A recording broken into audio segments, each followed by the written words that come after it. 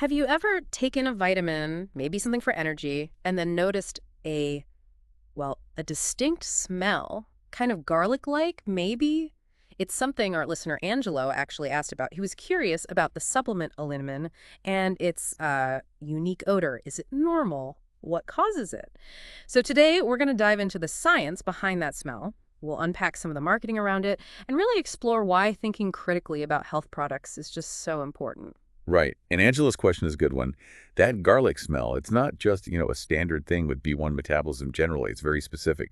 We actually have to go back a bit to 1952. Researchers at Kyoto University, Fujiwara, and Watanabe, they found that if you mixed vitamin B1 with garlic extract under very specific conditions, mind you, it created this new compound. They called it allithiamine. Allithiamine. Okay. And that's the source of the smell. Exactly. Because allithiamine contains something called a disulfide linkage. That part comes directly from allicin. Allicin, that's the main compound in garlic, right? The Yeah. one that gives garlic its smell. Precisely. So the smell is basically baked into the chemical structure of this new compound. It carries that garlic signature. Wow. Okay, so it's not just lingering, it is the compound. I actually read something fascinating about the original Allithiamine from 1954. It apparently smelled so strongly of garlic they used it in tests, like to check if people could smell properly. That's the story. A sniff test using a vitamin supplement. It highlights how potent that smell was. And yeah, that strong smell was a problem. So the company went back to the lab. In 1962, they synthesized a different compound, saltimine. That's the version used in Allithiamine today. But here's the interesting part. Even with this newer version, if you check the official Taiwanese website for Allithiamine, it still mentions a garlic or onion-like smell coming from its vitamin B1 derivative. Right, okay. Let's unpack that term, vitamin B1 derivative, or EA, as it says. What does that actually imply? Is it just a standard scientific term?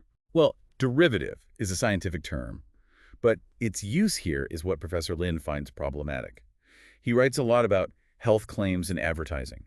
His argument is that calling saltimine a derivative is kind of misleading in this marketing context. Is this leading how?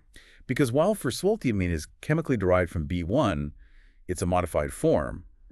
The term derivative can make it sound, I don't know, enhanced, like it's doing something special that regular B1 doesn't. But really, it's just modified B1 that happens to still carry that chemical link back to the garlic compound structure. It doesn't necessarily induce better effects than getting B1 from your food. Ah, I see. So it sounds scientific, but might overstate the case. That's Professor Lin's point. He calls this kind of language pseudo-scientific. He feels it's sometimes used to, his words are deceive consumers. You can almost hear his frustration. He mentions seeing ads like this and just shaking his head, sighing. He talks about this concept of an IQ tax, paying extra for something based on claims that might sound good but don't really, hold up scientifically. Exactly. And this connects to a much bigger point Professor Lin often makes about vitamins and supplements in general. Instead of just focusing on, say, reducing a garlic smell from a modified vitamin, maybe we should step back and ask, do I even need this supplement in the first place? He often points to official guidance, like from Taiwan's Ministry of Health and Welfare. They note some adults might be low in B1 or B2, but their main recommendation, it always diet first, lots of whole grains, fruits, vegetables, real food. Yeah, that echoes what you hear from many mainstream health sources, too. It does. Harvard Medical School put it very plainly. Best source of vitamins, your plate, not your medicine cabinet. So wrapping this up, what's the key takeaway for you, the listener? Well, first, that garlic smell from Allithiamine isn't random. It's a direct result of its specific chemical origin, linking back to garlic compounds. And second, as Professor Lin points out, terms like derivative need a critical eye. Are they just describing chemistry or implying benefits that might lead you to pay that IQ tax? It really comes down to questioning the claims. Definitely. So maybe think about this. Next time you see a supplement ad, how can you apply Professor Lin's critical approach? How can you really evaluate what's being claimed versus what the science and your own dietary needs actually suggest? And maybe more fundamentally, how can you focus more on your plate before reaching for that medicine cabinet? Something to chew on.